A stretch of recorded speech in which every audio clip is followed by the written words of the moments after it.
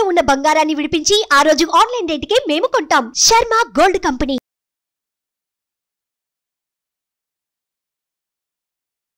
నమస్తే, welcome to Suman TV. నేను మీ యామ్ని. ప్రస్తుతం మనతో ఉన్నారు ప్రముఖ ఆధ్యాత్మికవేత్త, ప్రముఖ జ్యోతిష వాస్తు పండితులు, బ్రహ్మశ్రీ డాక్టర్ నాయకంటి మల్లికార్జున శర్మ గారు ఉన్నారు. గురుగారితో మనం మాట్లాడదాం. నమస్కారం గురుగారు. నమస్కారం అమ్మా. గురుగారు, ఇప్పుడు మనకి మహాశివరాత్రి వస్తుంది. ఈ శివరాత్రికి చాలా ప్రత్యేకత ఉన్నట్టు విన్నామండి. అంటే ఇప్పుడు 300 ఏళ్ల తర్వాత వస్తున్న మహాశివరాత్రికి చాలా ప్రత్యేకత ఉందంటున్నారు. అసలు ఏంటండి, తెలియచేయండి. తప్పకుండా అమ్మా. ఓం శ్రీ గురుభ్యో నమః. వాగర్ధావ సంప్రోక్తో వాగర్ధ ప్రతిపత్తే జగతో పితరో వందే పార్వతీ పరమేశ్వరో వ్యాసాయ విష్ణురూపాయ వ్యాసరూపాయ విష్ణవే నమో వై బ్రహ్మనిధి వాసిష్ఠాయ నమో నమః. గురుబ్రహ్మ గురువిష్ణు గురుదేవో మహేశ్వర గురు సాక్షాత్ పరబ్రహ్మ తస్మై శ్రీ గురవే నమో. ఓం శ్రీమాత్రే నమః. మహాశివరాత్రి సహజంగా మాఘమాసం అంటే మఖా నక్షత్రం పౌర్ణమి రోజున ఉన్నదాన్ని మాఘమాసం అంటారు. అసలు వాస్తవంగా మఖా నక్షత్రం కాదు, మఘా నక్షత్రం అంటారు. అంటే మఘా నక్షత్రం పౌర్ణమి రోజు ఉంటే దాన్ని మనం మాఘమాసంగా పిలుస్తుంటాం ఖగోళపరంగా. అయితే ఈ మహాశివరాత్రి అంటే ప్రతి నెలలో కూడా మనకి మాస శివరాత్రులు వస్తుంటాయి. ఈ మాస శివరాత్రి వచ్చినప్పుడు ఈ మాస శివరాత్రుల కంటే కూడా గొప్పది మహాశివరాత్రి. ఈ మహాశివరాత్రి మనకి మాఘమాసంలో రావటం అంటే చతుర్దశి కాలంలో, అంటే అమావాస్య కంటే ముందు రోజున, అంటే ఆ చతుర్దశి తాకిన తర్వాత అమావాస్య వస్తుంది. ఆ రోజున ప్రత్యేకంగా మనం శివుడి యొక్క ఆరాధన చేస్తుంటారు. అంటే లింగోద్భవ కాలం అంటారు. అంటే చతుర్దశి కాలం అనేది కూడా ఎలా ఉండాలంటే, మనకి ఏదైనా సరే ప్రత్యేకంగా మనకి కొన్ని ముహూర్త గ్రంథాల్లో కానీ, తర్వాత మిగతా గ్రంథాలన్నీ కూడా ప్రామాణిక గ్రంథాలన్నీ కూడా అనుసరించి మనం చెప్పబడింది ఏంటంటే, ఈ శివరాత్రి రోజున చతుర్దశి వ్యాప్తి అనేది నిషీధ వ్యాప్తిలో ఉండాలి. అంటే అర్ధరాత్రి సమయంలో చతుర్దశి ఉన్నదాన్ని మనం ప్రామాణికంగా తీసుకుంటాం.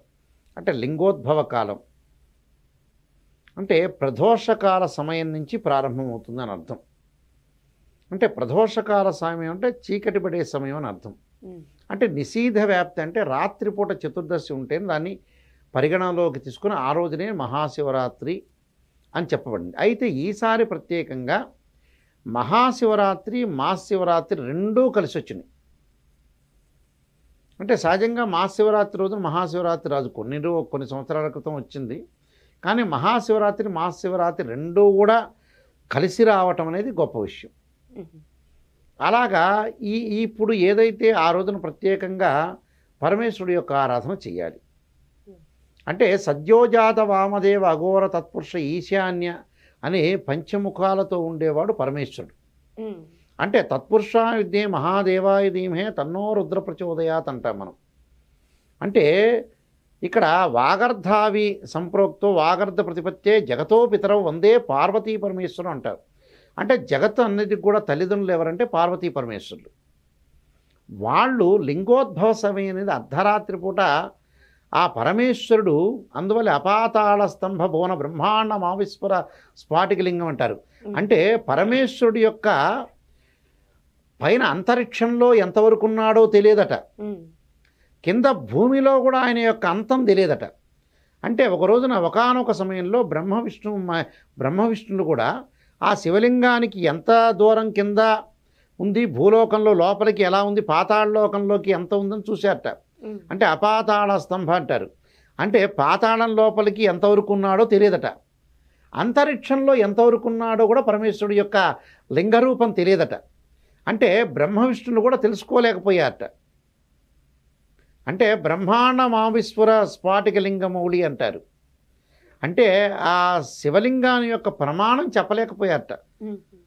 అందువల్ల ఆ పరమేశ్వరుడు యొక్క ఆ రోజున మహాశివరాత్రి రోజున పరమేశ్వరుడు ఉద్భవించాడని తెలుసు, అందరికి ఉపవాసం చేయాలని తెలుసు, జాగారం చేయాలని చెప్పచ్చు, అన్ని రకరకాలుగా కొన్ని మార్పులు జరుగుతున్నాయి కాలంలో.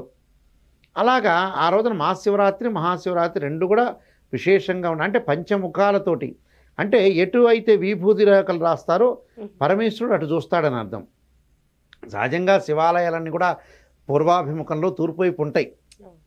కానీ ఇక్కడ ఎటు మనము గంధం రాసి చక్కగా రుద్ర నమ్మకం చమకాలతోటి పాశుపతాస రుద్రాభిషేకాలు, లఘున్యాసక రుద్రాభిషేకాలు, అలానే మహన్యాసపూర్వక రుద్రాభిషేకాలు చేస్తుంటారు. అలాగా ఏ దిక్కులో విభూతి రాస్తే ఆ దిక్కులో చూస్తుంటాడట. ఒకవైపు తూర్పు, పడమర, ఉత్తరము, దక్షిణం, ఆకాశాన్ని చూస్తాడు. అందువల్ల భగవత్ స్వరూపమైన జగత్కి తల్లిదండ్రులు లాంటి వాళ్ళు. అందువల్లే శివాలయంలో ప్రదక్షిణం కూడా డిఫరెంట్గా ఉంటుంది. అన్ని దేవాలయాల్లో ప్రదర్శన చేసినట్టు కాదు. శివాలయంలో చండీశ్వర ప్రదర్శనం అంటారు. అంటే ఆ పంచామృతాలు పండరసం పోసే సోమసూత్రాన్ని దాటకూడదు. అంటే చండీశ్వర ప్రదర్శనం అంటారు. గృహస్థుడు ఒకలాగా, సన్యాసి ఒకలాగా, బ్రహ్మచారి ఒకలాగా చేయమంటారు ఆగమశాస్త్రం, శైవాగమం. అంటే బ్రహ్మచారి వచ్చేటో పూర్ణ ప్రదక్షిణ చేయొచ్చట, సన్యాసి అపసవ్య సవ్యంలో చేయమంటాడు. గృహస్థుడు వచ్చేటప్పటికల్లా ఏదైతే ఆయన సవ్యం చేస్తూ వెనక్కి చండీశ్వర సోమసూత్రం దాటకుండా మళ్ళీ వెనక్కి వచ్చి మళ్ళీ ధ్వజస్తంభం మీదుగా వచ్చి ఆ సోమసూత్రాన్ని మళ్ళీ నమస్కారం చేసి మళ్ళీ వెనక్కి వచ్చి ధ్వజస్తంభం నుంచి లోపలికి వెళ్తే ఒక్క ప్రదర్శన అది. అంటే గృహస్థుడు ఇలానే చేయాలి, బ్రహ్మచారి ఇలానే చేయాలి, సన్యాసి ఇలానే చేయాలని శాస్త్రం చెప్పబడింది ఇక్కడ. అలాగా శాస్త్రంలో ఏంటంటే పరమేశ్వరుడు యొక్క ఆరాధన అనేది చాలా విశిష్టమైంది. ఆ రోజున ప్రత్యేకంగా మహాశివరాత్రి, మహాశివరాత్రి రెండూ కలిసి వచ్చినాయి. ఉదయం పూట త్రయోదశి ఉంది, తర్వాత చతుర్దశి వచ్చింది. ఆ రోజున మన ఏదైతే భగవత్ స్వరూపమైన వారిని ఆ రోజున తప్పకుండా భృగువాసరే అంటారు. ఆ రోజున చక్కగా శుక్రవారం అయింది. ఆ రోజున శ్రవణ నక్షత్రం ఉంది. అలానే శ్రవణ నక్షత్రంతో పాటు ధనిష్టా నక్షత్రం కూడా ఉంది. అంటే స్రవిష్టా నక్షత్రం అంటారు. ఆ నక్షత్రం కూడా ఉంది. కాబట్టి చాలా సంవత్సరాల క్రితం వచ్చిన దాన్ని అందరూ కూడా వినియోగం చూసుకొని తప్పకుండా రుద్రపారాయణం చేయటం చాలా మంచిది. అన్ని రాసుల వాళ్ళు కూడా ఆ రోజు రుద్రపారాయణం చేయటంతో పాటు శివుడు సంబంధించిన రుద్రగాయత్రి మంత్రాలు కొన్ని ఉంటాయి. అంటే తత్పురుషాయ విద్యే మహాదేవాయ ధీమే తన్నో రుద్ర ప్రచోదయాత్ అనే మంత్రాన్ని, దానితో పాటు చక్కగా అంగన్యాస కరన్యాసంతో భగవంతుడి యొక్క ఆరాధన చేయటం ఒకటి. ప్రత్యేకంగా ఆ రోజున మహాశివరాత్రి రోజున చక్కగా అందరూ తలస్నానం చేస్తారు, ఉపవాసం ఉంటారు, ఎవ్వరూ తినరు. ఇవన్నీ కూడా కామన్ సబ్జెక్టుగా ఎవ్వరూ తినరు. రాత్రిపూట జాగారం చేస్తారు. శ్రీశైలం, కోటప్పకొండ రకరకాల శైవక్షేత్రాలకు వెళుతూ ఉంటాడు. కానీ ఈసారి ఉండే ప్రత్యేకతకి తప్పకుండా ఇంటిలో అభిషేకం చేసుకోవడం చాలా మంచిది. ఆ రోజు ప్రత్యేకంగా ఒకవేళ అభిషేకం మాకు శక్తి లేదండి అనంటే శివుడు సంబంధించిన అష్టోత్తరం చదువుకోవచ్చు. గంగాజలం పోస్తూ ఓం శివాయ నమః మహేశ్వరాయ నమః శంభవే నమః పినాకిన శశరేకాయ నమః వామదేవాయ నమః విరూపాక్షాయ కపూర్దిన నీలలోహితాయ నమః అని చదువుకోవచ్చు. లేకపోతే నిధనపతే నమః నిధనపదాంతిక ఊర్ధ్వాయ నమః ఊర్ధ్వలింగ నమః హిరణ్యాయ నమః హిరణ్యలింగాయ నమః సువర్ణాయ నమః సువర్ణలింగాయ దివ్యాయ నమః దివ్యలింగ భవాయ నమః భవలింగాయ నమః అని చదువుకోవచ్చు. అలా దాంతోపాటు లింగాష్టకము, చక్కగా శ్రీశైలం లాంటి క్షేత్రాలు దర్శనం చేసుకోవటం. ఆ రోజున మహాశివరాత్రి అయింది కాబట్టి రుద్ర హోమం కూడా చేసుకోవచ్చు. అంటే రుద్రగాయత్రి మంత్ర హోమం చేసుకోవచ్చు. రుద్రగాయత్రి మంత్రాలు అనేవి చాలా ఉంటాయి. ఆ రోజున రుద్రగాయత్రి మంత్రం చేసుకోవటం మంచిది. ప్రత్యేకంగా మహాశివరాత్రి రోజున ఈ రోజున దాన ధర్మాలు చేయటం కూడా చాలా మంచిది. దాన ధర్మం చాలా మంచిది. దాన ధర్మంలో కూడా స్వయంపాక దానం ఒకటి. ఈ రోజున జాతక పరంగా ఎవరైనా సరే దోషాలుంటే, ఏదైనా సరే నవగ్రహాలన్నిటికి కూడా మనం పూజలు చేసేటప్పుడు చివరిలో అభిషేకమే లాస్ట్. అలాగా ఇక్కడ ఏదైతే అభిషేకం చేసుకున్నాడో స్వయంపాక దానం చేయాలి. అలానే గోదానం చేయాలి. రౌప్య గోదానం అంటారు. ఆ గోవు దానం చేయటం ఒకటి, స్వయంపాకం దానం చేయటం ఒకటి. అలానే ఏదైనా వస్త్రదానం చేయటం మంచిది. అంటే వస్త్రదానం ఒకటి, గోదానం ఒకటి, తర్వాత స్వయంపాక దానం చేయటం చాలా మంచిది. దానివల్ల కూడా మంచి ఫలితాలు, సత్ఫలితాలు చెందే అవకాశం ఖచ్చితంగా ఉంటుంది. కాబట్టి నిషేధ వ్యాప్తిలో కూడా భగవంతుడి యొక్క 12 గంటలకి ఎవరైతే సరే శివుని యొక్క ఆరాధన చేయటం వల్ల కూడా చాలా మంచి జరిగే అవకాశం ఎక్కువ ఉంటుంది. అయితే ఈ సంవత్సరం ప్రత్యేకతకి రుద్రహోమం చేసుకోవచ్చు. మంచిగా దాన ధర్మాలు చేయటం కూడా చాలా మంచిదమ్మా. చాలా చక్కగా తెలియజేశారండి. ధన్యవాదాలు. నమస్కారం అండి.